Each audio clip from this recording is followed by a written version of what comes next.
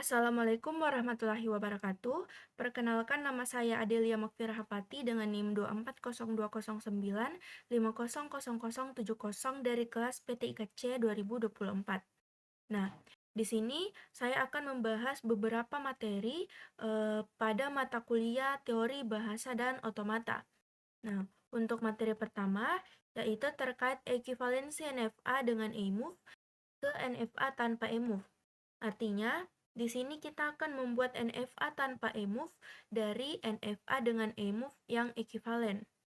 Perlu diketahui bahwa ekivalen itu artinya terdapat dua buah NFA yang bentuknya beda, baik dari jumlah state yang beda, arah busurnya yang beda, maupun salah satunya itu memiliki EMUV, sedangkan yang lainnya itu tidak memiliki EMUV. Namun, keduanya ini tetap bisa menerima bahasa yang sama. Artinya, jika satu string input yang diterima oleh NFA pertama, maka string itu juga bisa diterima oleh NFA kedua. Di sini ada contoh, terdapat dua buah NFA. Yang pertama itu NFA tanpa EMUV. Mohon maaf, yang pertama itu NFA dengan EMUV dan yang kedua itu NFA tanpa EMUV. Di NFA dengan EMUV itu ditandai dengan adanya simbol epsilon di salah satu atau di inputan setiap state-nya. Untuk NFA pertama, dari Q0 ke Q2 itu punya simbol epsilon atau artinya dia tidak memiliki inputan. Kemudian untuk NFA kedua itu dia tidak memiliki simbol epsilon di inputannya. Baik, untuk pengujiannya itu kita misalkan dari NFA untuk mencapai NFA pertama, untuk mencapai final state itu kita membacanya dari Q0 ke Q2, kemudian Q2 ke Q4. Nah, setelah itu artinya bahwa inputan bisa diterima karena state-nya itu berakhir di final state. Kemudian pada NFA tanpa EMUV, di sini kita menggunakan jalur Q0 langsung ke Q4, yaitu dengan inputan B, yang mana di sini dari NFA dengan EMUV dan NFA tanpa EMUV itu tadi sama-sama menggunakan inputan B untuk sampai ke final state. Karena keduanya itu punya input yang sama, maka keduanya ini disebut ekivalen. Nah, selanjutnya untuk lebih jelasnya, kita masuk ke langkah-langkah membuat NFA dengan EMUV menjadi NFA tanpa EMUV dengan ekivalen. Yang pertama yaitu kita perlu membuat tabel transisi NFA dengan EMUV, atau kita buat tabel transisi NFA pertama tadi. Nah, di sini kita buat tabel transisinya. Jika Q0 menerima inputan A, maka dia akan sampai ke Q1. Kemudian kalau terima inputan B, karena di sini tidak ada jalur lagi,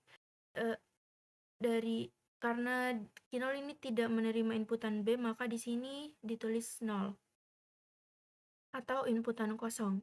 Nah, kalau epsilon, karena Q0 ini jika inputannya epsilon, maka dia sampai ke Q2, maka dituliskan Q2 di sini.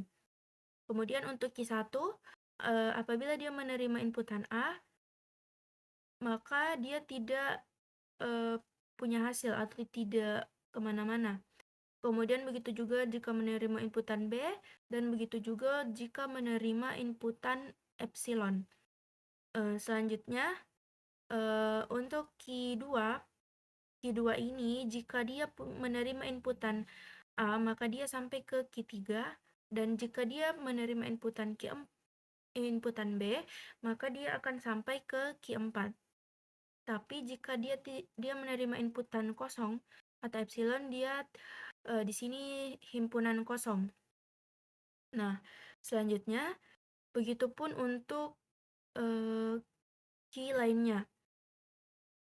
Kemudian setelah mendapatkan tabel transisinya, kemudian kita akan menentukan e-closure setiap state, di mana e-closure ini merupakan himpunan state yang dapat dicapai dari suatu state tanpa membaca input apapun. Nah, contohnya di sini e-closure key0. Nah, dari key0 kita bisa tetap berada di key0 itu sendiri dan juga bisa berpindah ke key2 melalui move.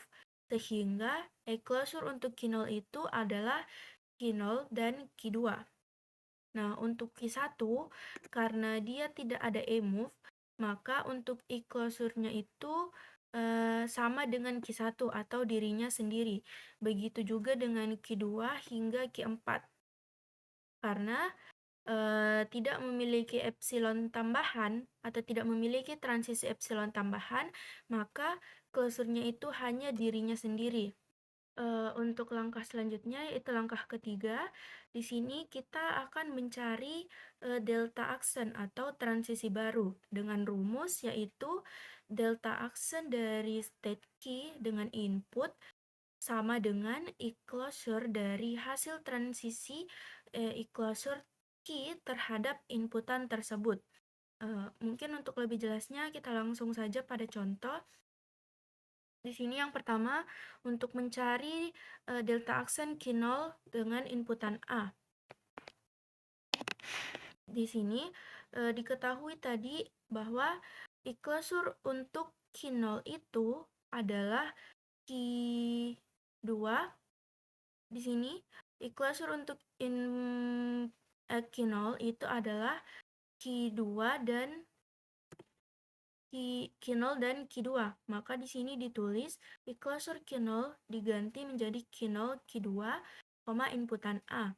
Nah, kemudian e-closure untuk delta untuk key0 key2 ini jika dia membaca inputan A, maka kalau key0 membaca inputan A, maka di sini hasilnya adalah key1, maka di sini diganti menjadi key1. Kemudian kalau key2 itu menerima inputan A, maka di sini hasilnya adalah key3, maka di sini juga diganti menjadi key3. Sehingga e-closure untuk key1, key2 itu dengan inputan A adalah key1 dan key3. Selanjutnya untuk delta action key0 dengan inputan B, di sini e-closure key0 itu adalah key0, key2. Kemudian key0 jika menerima inputan B, maka tidak ada atau himpunan kosong, maka dikosongkan. Kemudian key2 jika menerima inputan B itu hasilnya adalah key4. Maka di sini ditulis key4 sehingga e-closure untuk key4 itu adalah key4 itu sendiri atau dirinya sendiri. Kemudian untuk key1 delta action key1 dengan inputan A, di sini e-closure dari key1 itu adalah key1 atau dirinya sendiri, dan jika key1 menerima inputan A, di sini adalah himpunan kosong, maka ditulis himpunan kosong. Sehingga e-closure untuk himpunan kosong adalah tetap himpunan kosong.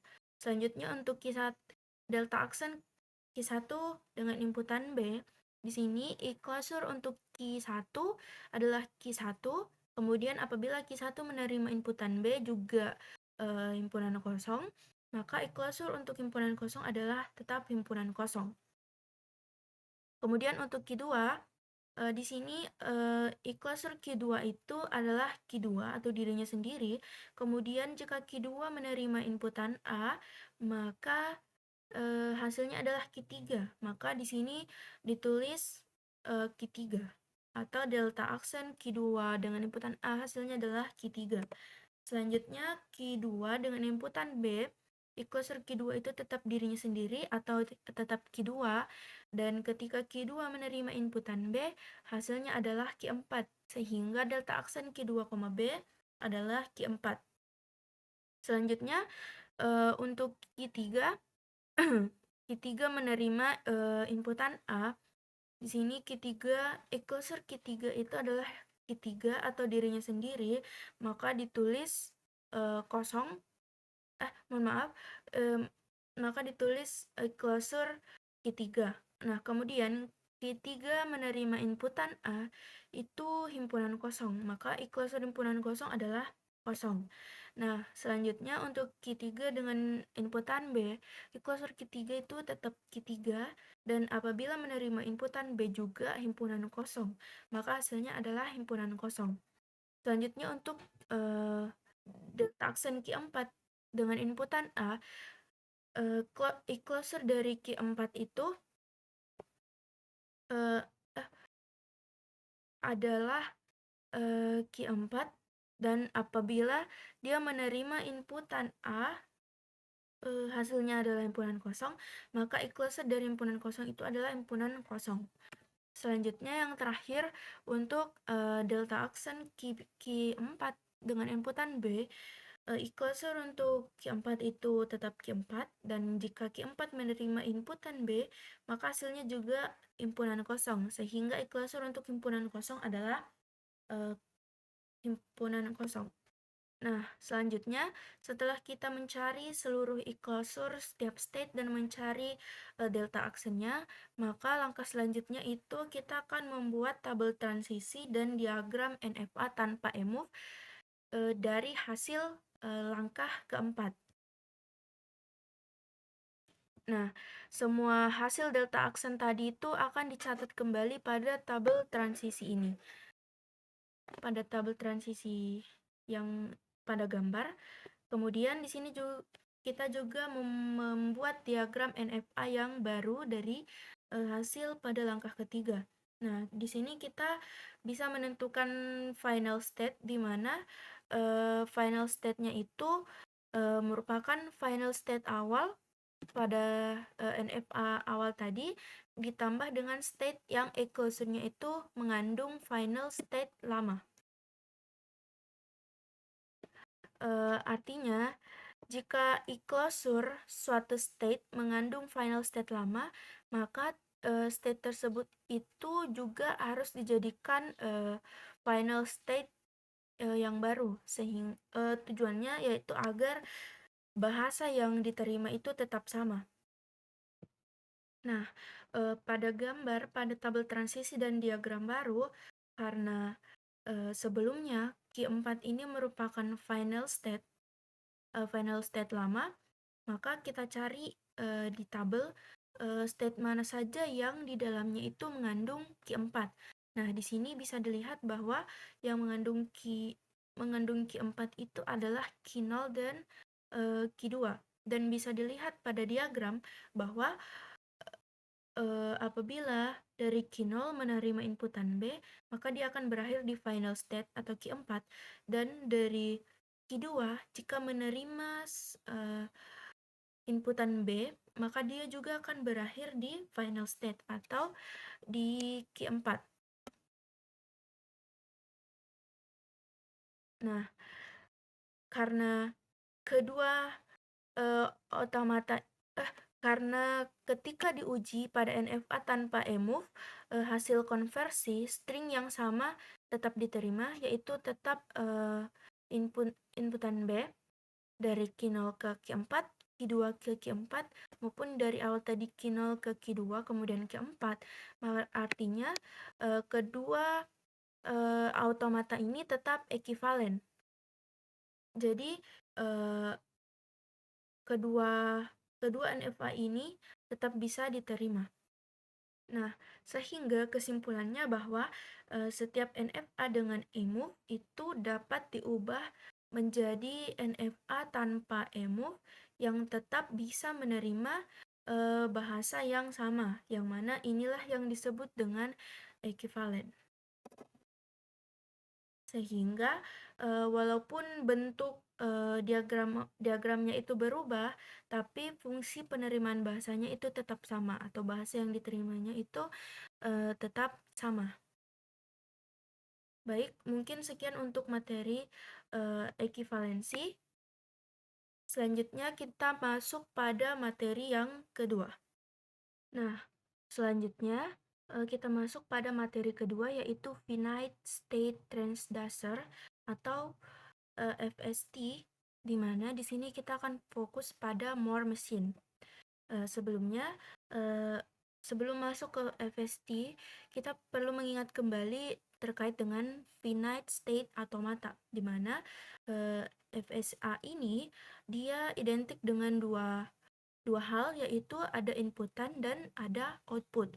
Nah, di mana inputannya itu di sini dia bisa berupa string atau deretan angka, sementara outputnya itu ada dua, bisa diterima ataupun tidak diterima. Nah, kemudian karena FSA ini keluarannya cuma diterima dan tidak diterima, maka kita akan membuat FSA dengan beberapa keluaran atau output. Nah, inilah yang disebut dengan FST atau Finite State Transducer. Nah, finite state transducer ini atau FST ini merupakan pengembangan dari FSA, yang mana outputnya itu bukan hanya diterima atau tidak diterima, berbeda dari FSA. Nah, setiap state atau transisinya itu bisa menghasilkan output, dan outputnya itu juga tetap berupa deretan string, tapi terdapat beberapa lagi, yaitu penerjemahan string input bisa menjadi string output. Nah, outputnya bisa dihasilkan pada setiap state, dan output itu berada pada label transisi. Singkatnya, jika di FSA cuma terima dua inputan, cuman terima dua output, yaitu diterima atau tidak, maka di FST ini setiap state atau transisi itu bisa saja menghasilkan sebuah output. Nah, karakteristik FST ini juga di mana terdiri dari sejumlah state tanpa final state. Kalau di FSA sebelumnya dia berfokus untuk capai final state untuk bisa diterima, maka di finite state transducer ini dia itu tidak fokus pada final state. Nah, kemudian state dihubungkan oleh transisi, di sini berkaitan dengan jenis Mealy, dan output dapat berasosiasi dengan state atau di sini berkaitan dengan jenis Moore. Nah, di mana FST ini dimulai dalam keadaan awal yang ditentukan. Finite state ini juga startnya itu ditentukan, tapi perpindahan state-nya itu tergantung dari inputannya, sehingga akan menghasilkan output yang sesuai dengan tabel transisi. Nah, untuk lebih jelasnya, sebelumnya FST ini terbagi menjadi dua jenis, yaitu Moore Machine dan Mealy Machine. Tapi di sini kita akan fokus pada jenis Moore Machine. Nah, sebelumnya Moore Machine ini artinya output itu berasosiasi dengan state, yang artinya output itu melekat pada state atau keadaan, bukan pada perpindahan atau transisinya. Misalkan jika dia berada di satu state, maka dia itu langsung punya output tertentu. Dia tidak peduli dia datang dari mana atau lewat inputan yang mana. Nah, untuk lebih jelasnya di sini bisa dilihat Moore Machine itu didefinisikan dengan 6 tuple. Yang pertama, key yang merupakan himpunan state, kemudian sigma yang merupakan himpunan inputan, kemudian ada delta kecil yaitu untuk fungsi transisi, kemudian ada S atau state awal, yang mana S ini merupakan anggota himpunan dari key.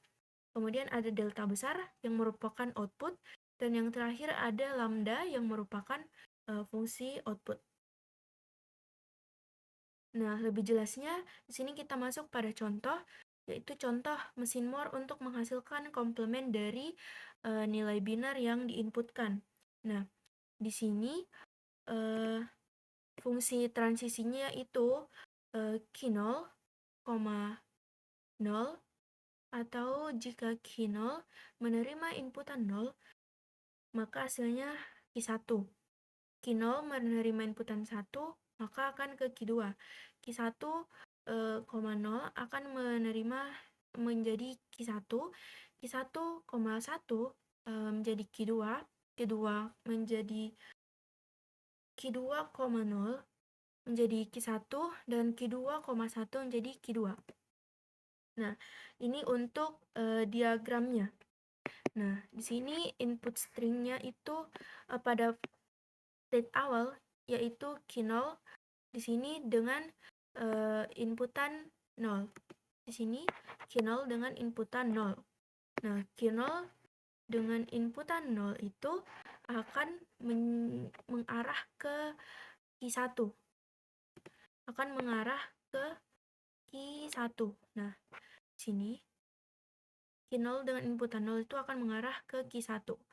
Nah, Q1-nya di sini, Q1 itu outputnya adalah 1. Nah, kemudian Q1 dengan inputan 1 akan mengarah ke Q2.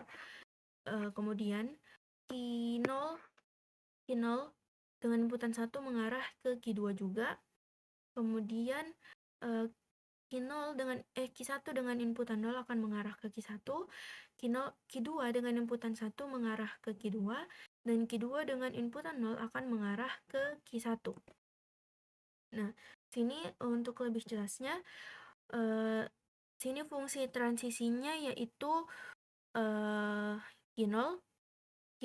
Di Q0 ini output state-nya itu adalah 0, tapi karena dia itu state awal, initial state, maka dia tidak dihitung di sini. Kemudian Q0 dengan inputan 1 dia berakhir di Q2. Nah, output di Q2 ini adalah 0. Mohon maaf sebelumnya, di sini inputannya itu 1, 0, 1, 1. Mungkin diulang, inputannya itu 1, 0, 1. Kemudian berarti Q0 dengan inputan 1, maka dia akan mengarah ke Q2. Nah, di sini Q2 itu outputnya adalah 0, maka output state-nya itu ditulis 0. Kemudian 0 dari Q2 ke Q2 dengan inputan 0, dia akan ke Q1, di mana Q1 ini outputnya adalah 1. Kemudian selanjutnya Q1 dengan inputan 1, maka akan kembali ke Q2, di mana Q2 ini outputnya adalah 0. Ini. Dan yang terakhir 1, maka Q2 dengan inputan 1, maka akan berakhir ke Q2 kembali dengan output 0. Maka dari inputan 1, 0, 1, 1 ini akan menghasilkan output 0, 1, 0, 0. Mungkin untuk contoh kedua ini, inputannya itu adalah 0, 1, 1, 0. Nah, di mana 0 dengan input Q0 dengan inputan 0 itu dia akan sampai ke Q1 dengan output 1. Kemudian dari Q1 dengan inputan 1 mengarah ke Q2, outputnya adalah 0. Kemudian dari Q2 dengan inputan 1 akan kembali ke Q2, maka outputnya adalah 0. Dan Q2 dengan inputan 0, maka akan ke Q1, di mana Q1 ini outputnya adalah 1. Maka bisa dikatakan bahwa output dari state-nya itu merupakan komplement dari inputannya.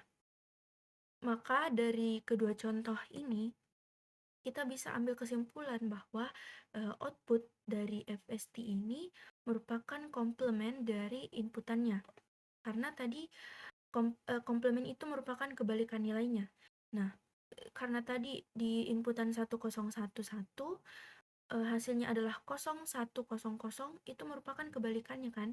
1 kebalikan 0, 0 itu 1, 1 kebalikan 0, begitupun seterusnya. Nah, di contoh kedua juga seperti itu.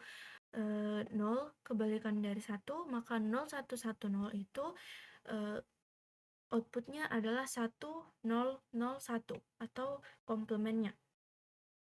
Nah, maka bisa disimpulkan bahwa FST ini merupakan pengembangan dari FSA yang tidak hanya menerima output diterima atau tidak, tetapi juga menghasilkan output yaitu berupa string.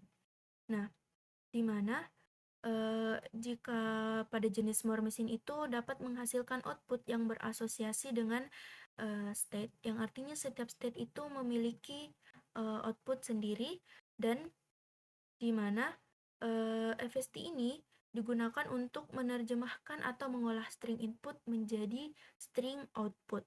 Sehingga FST ini tidak hanya mengenali pola seperti FSA, tetapi juga mampu mengolah dan menghasilkan output dari setiap proses yang terjadi. Mungkin untuk materi FST atau Finite State Transducer itu sampai di sini. Selanjutnya kita masuk pada materi yang terakhir. Nah, untuk materi yang terakhir yaitu terkait CFG, parsing, dan ambiguitas. Yang pertama yaitu untuk CFG yang merupakan konteks free grammar, merupakan tata bahasa formal dengan aturan produksi yang berbentuk alfa menghasilkan beta, di mana alfa itu di bagian kiri harus simbol variabel atau non-terminal, dan di bagian kanan atau beta itu bisa berupa simbol terminal, non-terminal maupun himpunan kosong atau epsilon. Nah, perbedaan dari CFG atau konteks free grammar dengan regular expression itu adalah kalau CFG dia posisi variabel yang belum diturunkan, atau di sini yang masih huruf besar itu biasanya berada di ruas kanan. Mohon maaf, untuk CFG, untuk variabel yang belum diturunkan itu biasanya berada di ruas kanan atau bebas bisa di mana saja. Nah, ini K, Y, Z, ada yang berada di sebelah kanan, ada yang di sebelah kiri. Sementara untuk RE ini dia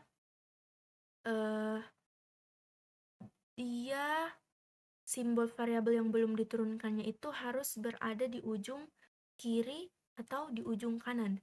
Harus di kanan atau di ujung kiri. Kalau di CFG tadi itu dia bebas, bisa di tengah juga bisa, di kanan kiri pun tidak masalah. Nah, CFG itu sendiri digunakan dalam analisis sintaks atau sintaks analisis pada bahasa pemrograman, yaitu artinya digunakan untuk mengecek apakah penulisan kode itu sudah sesuai dengan aturan atau tidak. Nah, di sini contohnya misalkan integer x sama dengan 10. Maka ini benar karena di sini ada jenis variabelnya, kemudian di sini ada variabel dan di sini ada nilainya.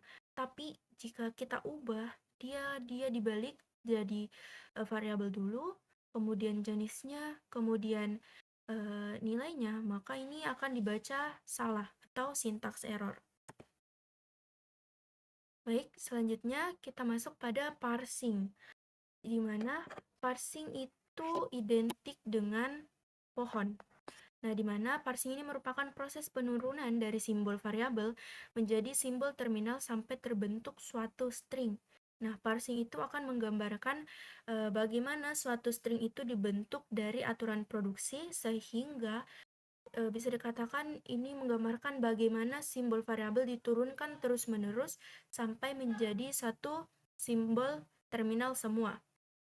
Nah, karena parsing ini identik dengan tree, maka di sini digambarkan penggambaran tree-nya itu A ini merupakan akar dari pohon, kemudian B dan C ini merupakan cabang atau proses penurunannya, sementara yang terakhir atau daun merupakan hasil dari penurunannya atau outputnya, yaitu dengan simbol terminal. Nah, jenis-jenis parsing atau derivasi itu ada dua, yaitu leftmost derivation dan rightmost derivation. Nah, leftmost derivation ini simbol variabel yang paling kiri itu diturunkan terlebih dahulu. Sementara rightmost derivation itu simbol variabel yang paling kanan yang diturunkan terlebih dahulu. Nah, baik, mungkin langsung saja pada contohnya. Di sini terdapat aturan produksi S itu menghasilkan A, AS atau A, kemudian A, S, BA atau BA. Nah, string yang akan dicari yaitu AA, BB, AA. Nah, string akarnya simbol awalnya atau akarnya itu adalah S. Nah, S ini ketika diturunkan bisa saja A, bisa AS. Nah, bisa A kecil, bisa juga A kecil, AS. Nah, kemudian S ini kemudian diturunkan kembali menjadi A kecil karena A. Nah, kemudian untuk A ini diturunkan menghasilkan S, BA, S besar, B kecil, A besar. Nah, kemudian S besar ini kemudian diturunkan lagi menjadi A kecil, dan A-nya ini diturunkan menjadi B kecil, A kecil, sehingga hasil akhirnya itu menjadi menjadi simbol terminal semua atau ditandakan dengan huruf kecil semua. A kecil, B kecil, A kecil, dan A kecil. Sehingga string yang dicari itu A, AA, A, A, B, B, A, A. Nah, untuk contoh selanjutnya yaitu di sini ada kalimat. Kalimat ini akan menghasilkan subjek dan juga predikat. Subjek ini akan menghasilkan kata benda, kata sifat, atau hanya kata benda. Predikat akan menjadi kata kerja atau kata benda atau hanya kata kerja. Nah, di sini contohnya kata benda bakso, babang, kucing, ikan.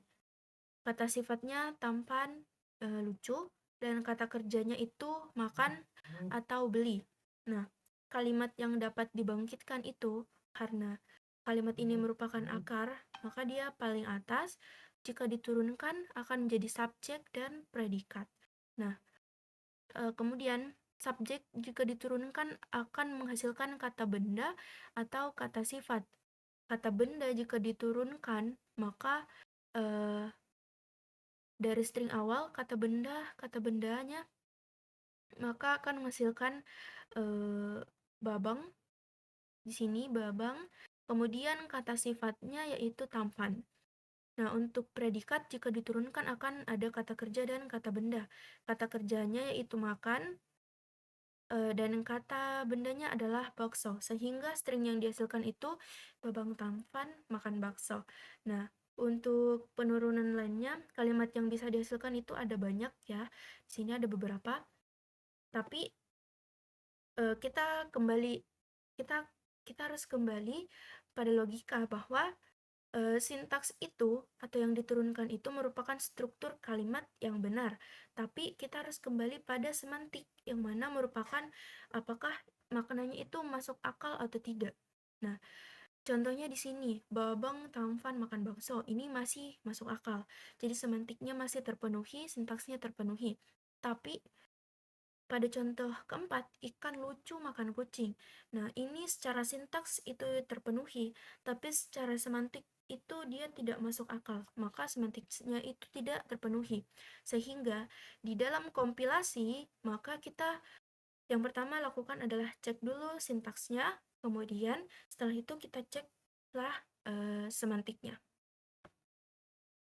Baik, selanjutnya yaitu materi terakhir, yakni ambiguitas, yang mana ambiguitas ini dihasilkan atau didapatkan dari satu string, yang mana string itu menghasilkan lebih dari satu cara penurunan. Nah, artinya bahwa satu string ini bisa punya lebih dari satu parse tree, atau bisa punya lebih dari satu makna.